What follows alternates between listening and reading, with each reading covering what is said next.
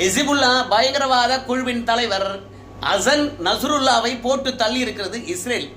இவங்களை போட்டு தள்ளினதே உலகம் வியப்புடன் பார்க்கிறது. அப்படியே வியக்க வேண்டும். பார்த்து விடலாமா? இந்த மாதிரியான குயிக் நியூஸ் அப்டேட் வேணுமா? இந்த விவசாயியுடைய யூடியூப் சேனலை சப்ஸ்கிரைப் பண்ணி வச்சுக்கோங்க. காசா பகுதியில் ஹமாஸுக்கு ஆதரவாக ஹிஸ்புல்லா பயங்கரவாத குழுவானது இஸ்ரேல் மீது தாக்குதல் தொடுத்தது. இஸ்ரேல் ஏற்கனவே பேஜர் தாக்குதல் மூலமாக பதிலடி கொடுத்தது. ஏகப்பட்ட பேர் இறந்தார்கள். பிறகு நேரடி தாக்குதலில் இறங்கினாங்க.